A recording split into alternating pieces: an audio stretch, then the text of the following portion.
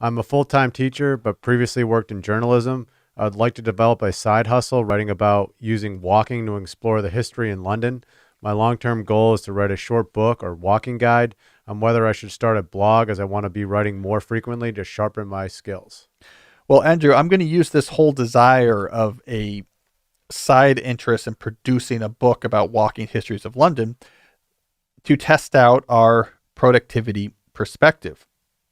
If you are haphazardly busy in your teaching job, it is going to be very unlikely you are going to succeed with this endeavor. You'll have moments of inspiration, other times where you feel like you have no leeway to work on it. The project will make some progress, and then because of haphazardly busy periods, will disappear for months. You might sour on the idea, you might lose your momentum. On the other hand, if you have a productivity framework in place, if you feel like you really do have control over the various obligations and your time, and when you work on it, you're capture, configuring, controlling your teaching responsibilities, now you have a shot at succeeding with one of these projects. You can figure out, do I have time for this?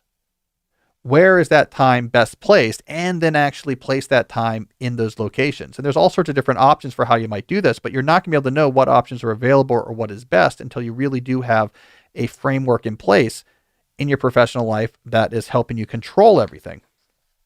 Now I'm going to give a particular suggestion. So assuming you do this, you get a control productivity system in place, you feel in control of your time and obligations. I was thinking about your specific project here, writing this book, Walking History, and your question in particular about should you start a blog?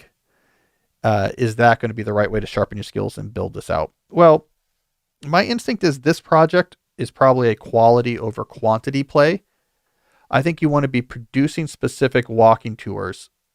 Let's put the digital channel aside for now, but producing particular walking tours at a very high level. So well researched, either well videoed or photographed.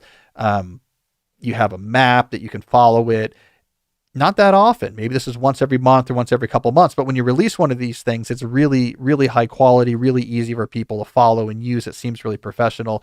This is the like Mr. Beast or Tim Urban frequency of content production, where it's not every 3 days, but the stuff they put out, they've made excellent. I think that's what you're looking for here.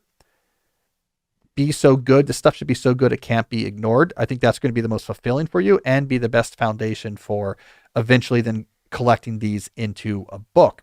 The channel question, I'm not sure. I think if you just had a blog, sort of Web 2.0 style, you had a domain and a WordPress blog, that might be not enough. Given the way that digital media has evolved, you probably need some other sort of media involved here. I mean, YouTube could be a big player here. You could have very well produced videos where you're actually doing this walking tour. Maybe Substack as opposed to just so people could subscribe and you get sent these walking tours. So it'd be a narrow band of people subscribing, but you would have a good band of followers. You could carefully put your toes into professional social media. Obviously, I'm not a big believer in spending people using social media as a source of personal distraction, something people are on their own time just to sort of keep up with the world or be distracted. But an Instagram account, a professional Instagram account where it's just for you, whatever, posting the photos from your latest tours that you're working on as it builds up to you, then launching your latest tour on a website connected to Substack. I don't know the right mix there. You probably need a more heterogeneous mix than just a blog, but that would be my guess, is that once you get control over your teaching life, you have that productivity framework in place, you'll be able to build a rhythm where you build up to once every couple of months a great tour. And I could imagine you put aside a Saturday to really explore and scout things out.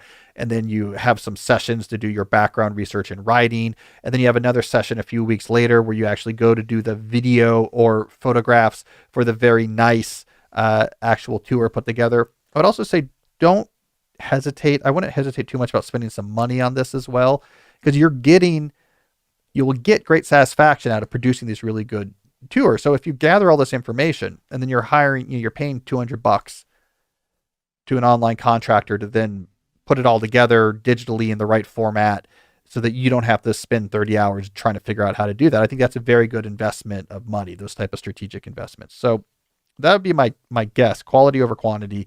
is the way to build not only towards the book, but just to enjoy this as you go along. But none of this is possible unless you leave haphazard busyness and really feel like you have your arms around your day job. You have that productivity framework in place. I don't know what other channels do people use, Jesse? If you were, there's sort of people who've been grandfathered into just having their own blogs, like Marginalia, which used to be Brain Pickings. I think Tim Urban with Wait But Why, Mr. his Money website. Mustache. Mr. Money Mustache. I don't know. Starting from scratch, though, it's difficult, I think. I agree with you. I think you need multiple mediums. Yeah. I think the key is just don't let your professional use of a medium be your excuse to have your personal life devolve into consuming that medium. It's like you can do the Ryan Holiday thing and have stoic quotes on Twitter, Instagram photos of these sort of like cool places you are, and these videos that you've made without actually being on Twitter yourself and reading what other people said, without actually being on Instagram and scrolling it all the time. So there's definitely a professional mindset that I think helps there. You can also, he was saying how he wanted to work on his writing. You can also do that with both mediums for sure. Yeah, and I'm not as worried as he seems to be in sharpening his writing skills, because he's a full-time teacher with a background in journalism, and the type of writing he's doing is describing history for a walking tour. I'm sure he's perfectly capable of doing that. His craft is where it needs to be. If he was a 22-year-old college student who has never really written professional before, okay, you got to get some training to get above that amateur bar. He's already well above that amateur bar, and the writing he's doing is not, the value in what he's doing is not in the quality of the writing. It just has to be non-amateur writing. Mm-hmm. I bet he can already do that. Yeah, good point. All right, what do we got next? All right, next question is from Ruby, a 35-year-old banker from London. I'm taking a few weeks off to recover from burnout due to a period where my responsibilities kept increasing. What would you recommend to do to make the most of my time away from work? So Ruby, the productivity perspective here is that if all you do during your time off is recharge, and then just go back into this environment where you were before, give it 6 months, you'll be back in the same place.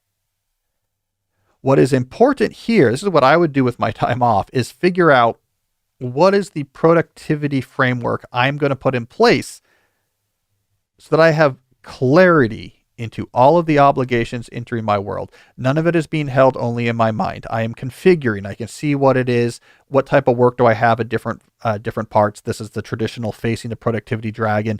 And then I control my time on different time scales. Here's what I'm doing today. Here's what I'm doing this week. Here's how these projects fit. Now, here's the goal here. Not that with this productivity framework, you can optimize your time enough that the workload that burnt you out before you can now handle. That's not the goal. The goal instead is clarity. Clarity about what's on your plate, clarity about what is reasonable to be on your plate, clarity about proposing this, and this makes sense, this, and this is too much. The productivity system, a good productivity system, can give you the confidence you need to advocate for yourself. Now, again, this I think is one of the insidious side effects of rejecting productivity because you associate it with this optimization overwork culture, is that ironically, it is exactly what your employer wants you to do. We think about it, oh no, the productivity is somehow part of this base superstructure, sort of early 20th century Marxist approach of trying to exploit more labor from the proletariat or something like this, right? So we have this sort of grad school blah blah blah approach to it. Actually, knowing what you're doing, knowing what's on your plate, having a extreme clarity about exactly your workplace, seeing the matrix of the obligations being thrown at you with clarity, that's actually what, in a lot of these overwhelmed situations, your employer wouldn't want, because it means you can come back and say, I know this is crazy. We need to cut this in half. Let me tell you why. You know, I have my arms around everything and I'm very careful. I run my schedule very carefully and I do very good work. This is 50% too much. And I have confidence in that conviction.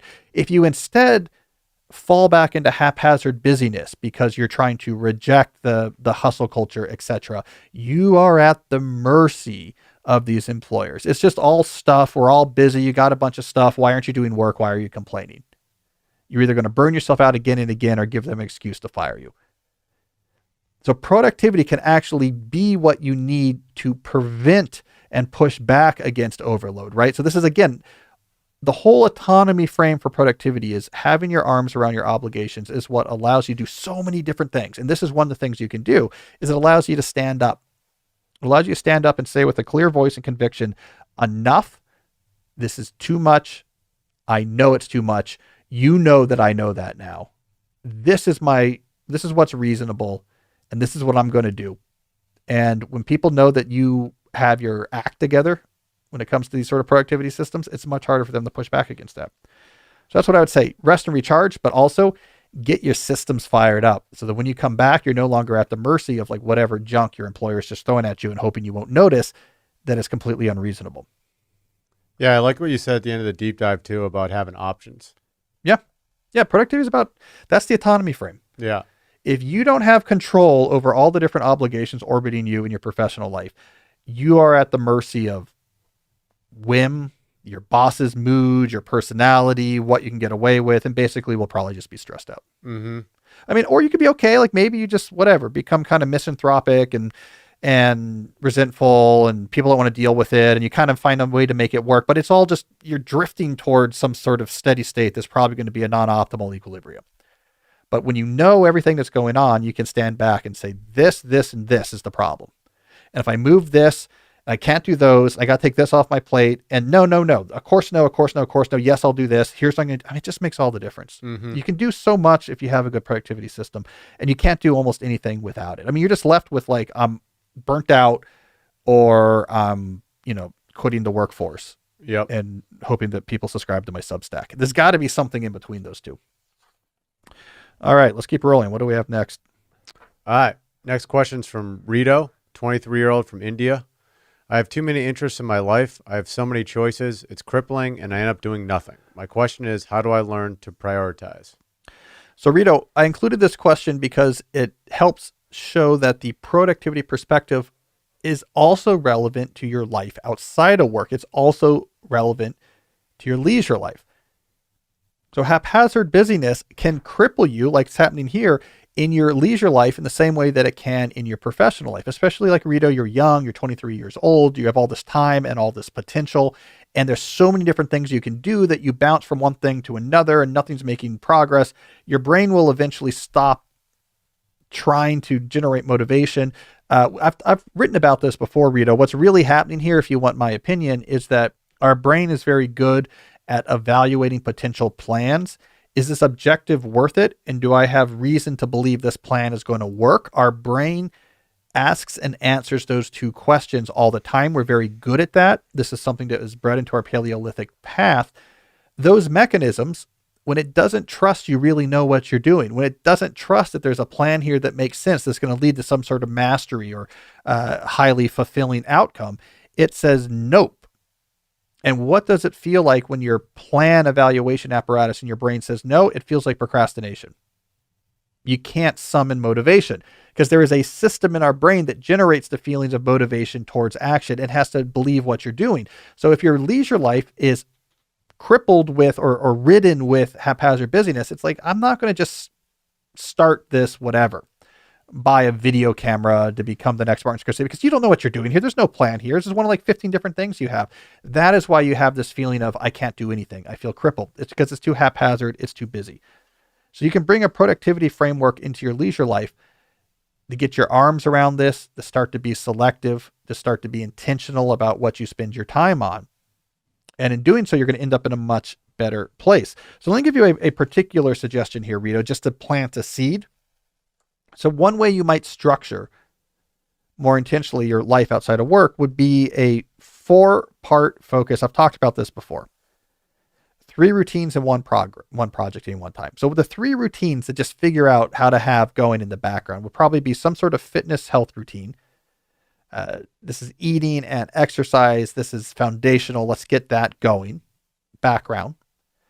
Some sort of reading routine. I'm reading on a regular basis. I'm moving away from just distraction. My mind is learning how to actually remain focused on complex thoughts. You're going to develop as a human being. You're going to develop as a thinker. We did a podcast episode a few weeks ago on how to become a reader. It was called The Joys of the Reading Life. It's probably like 38. Yeah. Yeah, episode 238. So go back and watch that. Your third routine I would say to put in place foundationally is some sort of community routine. These things you do on a regular basis that keep you connected and serving your friends, your family, other people in the communities that you're involved with. Get background routines for those three things going. That's just foundational. You can tweak those, but you should always on a regular basis, those things are just woven into the fabric of your life, okay? And then one major project. And then do that major project till you get to a great milestone, and you can swap in another major project. So just one major project at a time. Spend 6 months on it, spend a year on it. I don't really care. You're young, you're 23, you have more time than you think. So this is just one particular suggestions of how you might establish a more intentional approach to your leisure life. But having routines for the things that are foundational to a life well lived, and then pursuing one thing at a time until a good point, giving that your full attention, that, for example, works really well. And it's the type of thing that you're not going to get to until you get more intentional about your time.